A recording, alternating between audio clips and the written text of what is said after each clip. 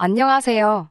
3년을 사귄 남자친구와 결혼 문턱까지 갔던 30대 초반의 여자입니다. 이렇게 남자친구와 헤어지게 될 줄은 저도 꿈에도 상상을 못했네요. 결혼 준비하면서 혼수랑 애단 문제 때문에 많이 다툰다는 이야기는 들어봤지만 그게 제 이야기가 될 줄 누가 알았겠어요.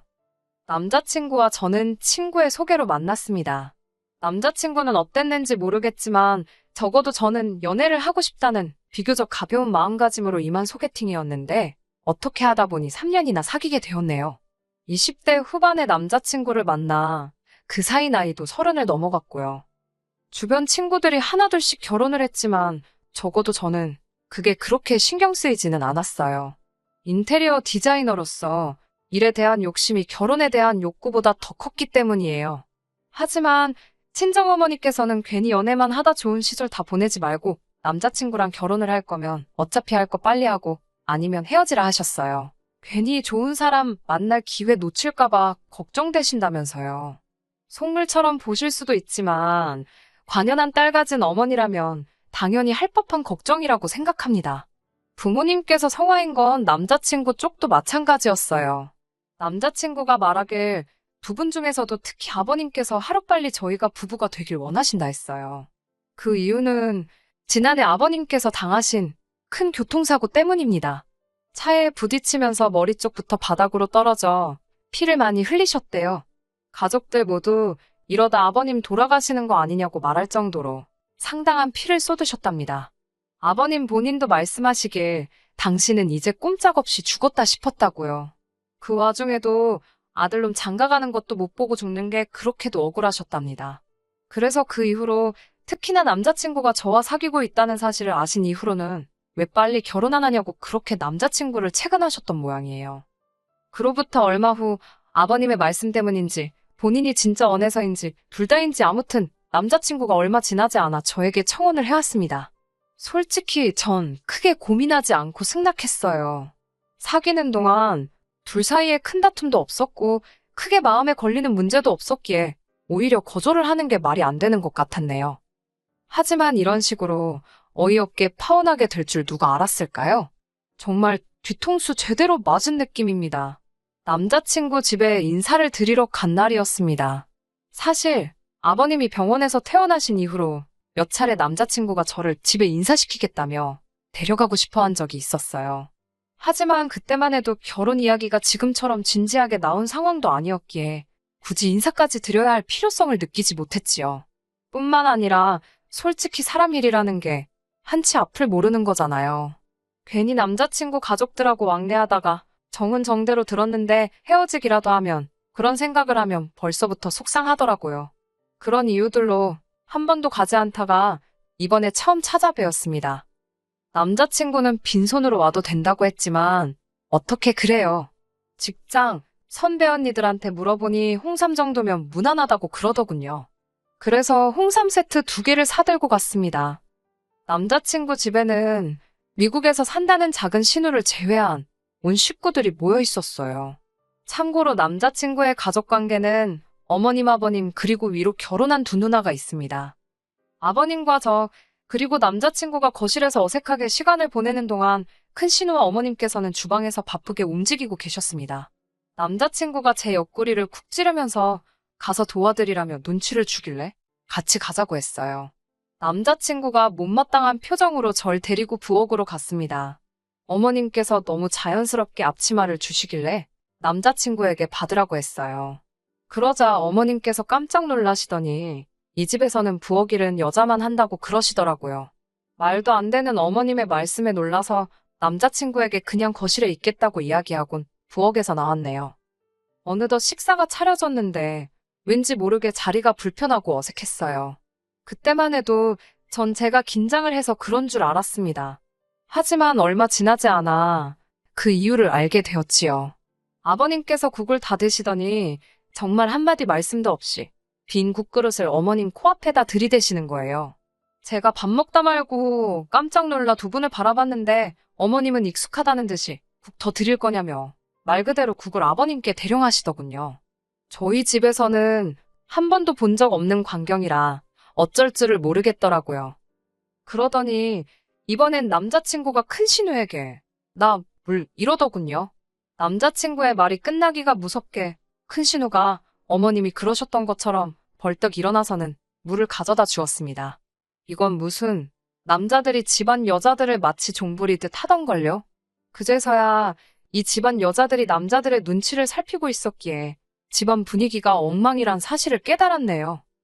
연애할 때는 남자친구에게서 못 봤던 모습이라 남매가 친해서 그런가 싶기도 하고 제가 외동이라 이해를 못한 건지 혼란스러웠어요. 얼마 지나지 않아 아버님께서 먼저 식사를 마치셨어요.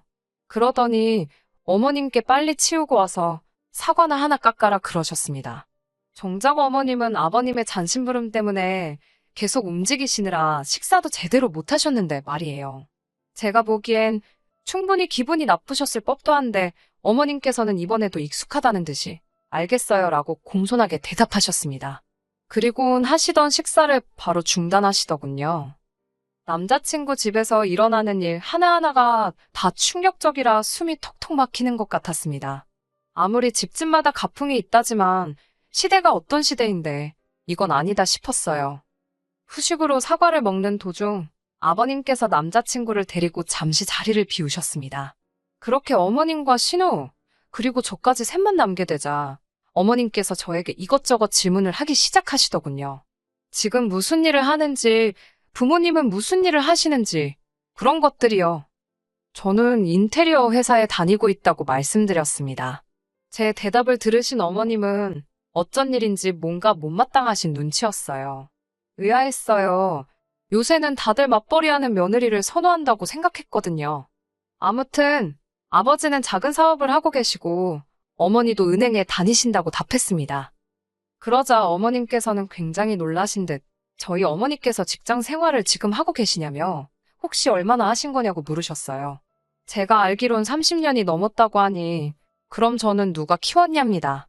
처음엔 무슨 소린가 했어요. 당연히 부모님이 키워주셨으니까요. 하지만 어머님은 꽤나 심각한 표정을 하고 계시더군요. 그러더니 저더러 하시는 말씀이 결혼하면 일은 관둬야 한답니다. 그 말을 들은 순간 황당함과 동시에 어떻게 대답을 해야 하나 싶었어요. 저는 일을 관둘 생각이 전혀 없었고 순간 잘 보이자고 거짓말을 하고 싶지는 않았으니까요. 잠깐 갈등하다가 어머님께 저는 제 일이 너무 좋고 그만두지 않을 거라고 딱 잘라 말씀드렸습니다. 그러자 어머님께서는 여자한테 가장 중요한 일은 애를 낳아 키우는 거고 그 일을 제일 잘하고 좋아해야 한답니다. 여자가 일한다고 밖으로 돌면 가정이 다 망가진다고도 하셨어요. 충격적인 말들이 꽤 있었는데 원래 똑똑한 여자애들보다 좀 어리숙한 여자애들이 잘 살더라. 그런 말씀도 하시더라고요. 듣고 있자니 벙찌더군요.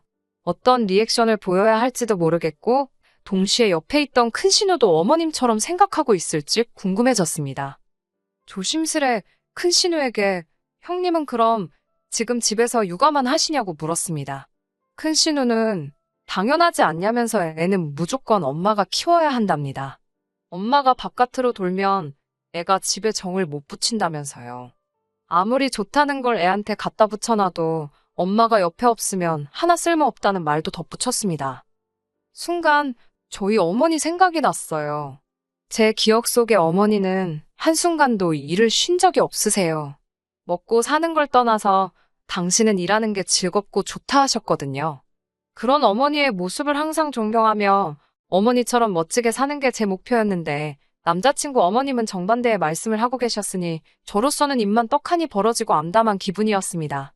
어머님은 제 입에서 네 알겠어요 같은 긍정적인 대답이 나오길 기대하시는 눈치였지만 지킬 수 없는 약속을 드릴 수는 없어서 결국 멋쩍게 웃고만 있었네요.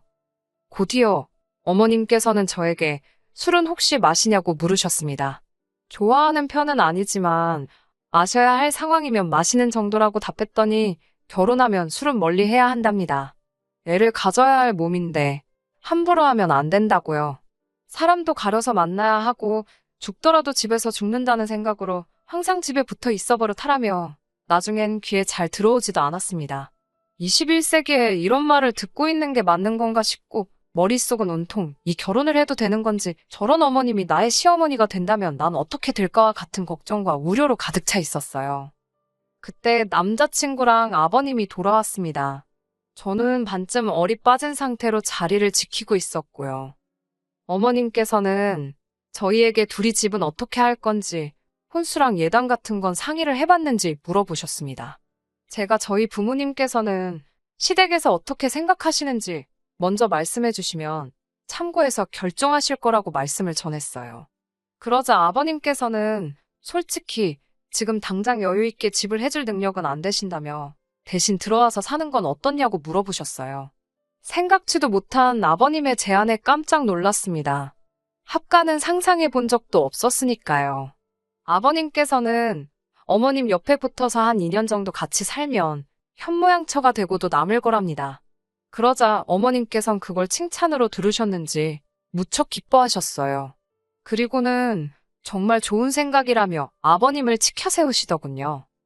제가 일단 부모님과 상의는 해보겠지만 합가는 어려울 것 같다고 말씀을 드렸습니다.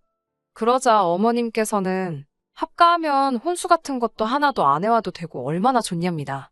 어차피 집에 냉장고며 TV며 다 있다고 정해오고 싶으면 저희 부부가 쓸 침대랑 거실에 둘 소파만 좀 사오라고 하셨어요. 제가 솔직히 혼수 살 돈이 없는 것도 아닌데 혼수를 안 해와도 된다는 이유로 합가를 하겠어요? 막말로 혼수 살 돈이 없어서 합가해야 된다고 하면 없던 혼수 살 돈 어디서 빌려서라도 구해올 판이었는걸요. 갑갑하고 복잡한 제 마음과는 달리 어머님은 거침없이 말씀을 이어가셨습니다. 집하고 혼수에 돈이 하나도 안 들어갈 테니까 예단은 좀 신경 써서 해오면 좋겠다 하시더군요. 제 입장에서는 예단보다는 혼수를 하는 게 좋은데 이상하리만치 어머님은 저에게 자꾸 예단을 해오라고 하셨습니다. 이야기가 점점 이상하게 흘러가는 것 같아서 결국 잠깐 이야기 좀 하자며 남자친구를 불러냈어요. 합가라니 이게 다 무슨 소리냐고 하니까 한다는 소리가 우리 둘이 모아둔 돈 다 합쳐봤자 1억인데 이 돈으로 어딜 가냐입니다. 그러면서 이렇게까지 생각해주는 시부모가 어딨냐며 어른들 기분 그만 상하게 하고 아버님 말씀대로 하잡니다. 이때 확실히 알겠더라고요. 결혼을 해도 남자친구는 절대 제 입장에서 제 편을 들어줄 사람이 아니라 남의 편이 될 거라는 걸요. 답답한 마음에 남자친구에게 내가 정말 어머님 말씀대로 일을 관두고 집에 들어앉으면 돈은 어떻게 할 거냐고 따졌어요. 남자친구 자존심을 지켜주려고 웬만하면 돈 이야기는 안 하려고 했는데 도저히 현실 감각이 없어 보여서 어쩔 수 없이 꺼낸 이야기였지요. 당신 수입만으로 어떻게 앞으로 애를 낳아서 키울 수 있냐고 일은 절대 못 관둔다고 했습니다. 그러자 남자친구가 한다는 말이 일하고 살림하고 애까지 키우려면 힘들지 않겠냐입니다. 자기는 절 생각해서 하는 소리라고요. 제가 아니 맞벌인데 왜 살림도 애 키우는 것도 다 내 몫이냐고 그러니까 그럼 살림하고 애 키우는 걸 여자가 하지 누가 하냐며 헛소리를 하는 거예요. 언짢아진 제가 그럼 당신은 애를 안 키울 거냐니까 애를 왜 아빠가 키우냐입니다. 하물며 짐승들도 새끼를 낳으면 암컷이 키우지 수컷이 키우냐고요. 가부장적인 가정에서 자란 남자의 전형적인 모습이 저런 건가? 별 생각이 다 들더군요. 이미 이때부터 결혼은 없었던 일로 하는 게 낫지 않을까 그런 생각을 하기 시작했던 것 같습니다. 다만 파혼을 한다는 게 남사스럽기도 하고 신중하지 못했다며 제 뒤에서 사람들이 수군거릴 게 걱정이 되었지요. 그때 어머님께서는 제가 확고한 결심을 내릴 수 있도록 아주 세게를 박아주셨습니다. 어머님과 큰 신호가 한다는 말이 그럼 집 문제는 대충 해결이 된 것 같다며 예단 이야기를 해보자고 하시더라고요. 무슨 해결이 됐다는 건지 어이도 없고 아니 솔직히 말이 조합까지 결혼할 때 하나도 안 도와주신다는 뜻이잖아요. 혼수도 침대랑 소파는 해오라고 하셔놓고 예단을 받으려고 하시더라고요. 마치 진작에 작성된 듯한 예단 목록을 어머님께서 꺼내놓으셨어요. 생각지도 못한 품목들이 줄줄이 적혀 있었지요. 비싸기로 소문난 명품백도 3개나 있었고요. 하지만 무엇보다도 절 황당하게 한 건 바로 작은 신호 옆에 적혀있던 예단이었습니다. 비행기 티켓이더라고요. 그것도 신혼의 부부 2사람과 아이들을 포함해서 총 4사람의 티켓을 예단으로 해달라는 겁니다. 자리도 이코노미가 아닌 비즈니스로 말이지요. 이게 말이 되나요? 제가 어머님께 작은 신혼의 비행기 티켓이 왜 예단에 있냐고 여쭈니 그걸 사줘야 결혼식에 참석을 할 거 아니냐입니다. 저는 사정이 있으시면 못 오셔도 어쩔 수 없는 거고 오시고 싶으시면 직접 표를 사시는 게 맞지 않냐고 받아쳤어요. 아니면 남자친구가 사던지요. 하지만 비행기표를 제외하고 대충 계산해봐도 어머님이 적어주신 예단을 다 하려면 최소한 1000에서 1500은 있어야겠더라고요. 말로만 듣던 예단 장사가 이런 건가 싶었습니다. 막말로 제가 남자친구랑 결혼한다고 했지 이 집에 팔려오겠다고 한 거 아니잖아요. 결국 어머님께 이 예단은 못한다고 말씀드렸어요. 일단은 이걸 다 해올 돈도 없고 제가 이 예단을 해와야 할 이유도 모르겠다고요. 어머님께서는 대신 집도 안 사고 혼수도 안 하니 따로 돈 들어가는 데가 없지 않냐입니다. 그러면서 저더러 결혼할 때 쓰려고 모아놓은 돈이 좀 있을 거 아니냐며 그 돈으로 이런 걸 하는 거랍니다. 제가 저 결혼할 때 제 살림살이 장만하려고 모은 돈이지 어머님 좋은 일 시키려고 모은 건 아니지 않냐고 싫다고 했습니다. 그런 제 말에 어머님 아버님께서는 적잖이 충격을 받으신 눈치였어요. 저도 이때는 많이 불쾌했고 하도 나서 두 분께 더 설명드릴 이유도 해명할 필요도 없는 것 같다고 이 결혼은 안 하겠다고 말씀드리곤 가방만 챙겨서 나왔습니다. 홍삼은 두고 올까 하다가 시간 낭비만 했으면 됐지 돈 낭비까지 할 필요 있나 싶어서 전부 들고 나왔어요. 남자친구가 저를 바로 뒤따라 나와 잡더라고요.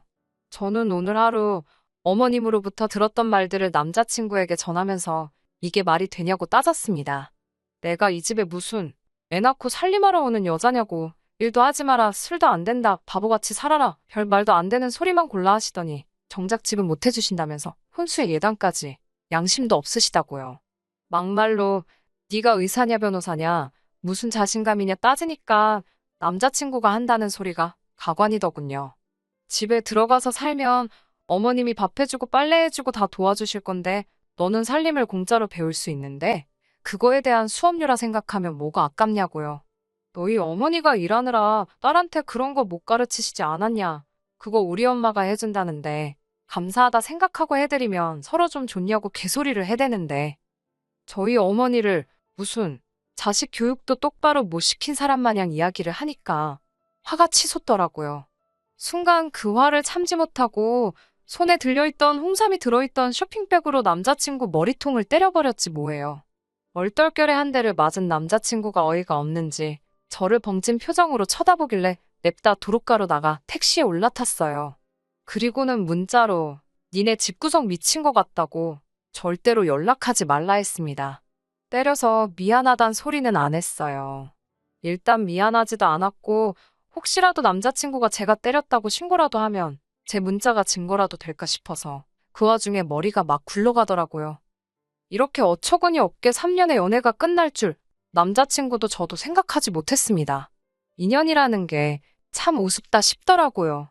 그래도 불구덩이에 들어가기 전에 이렇게 빠져나왔으니 다행이다 싶어요.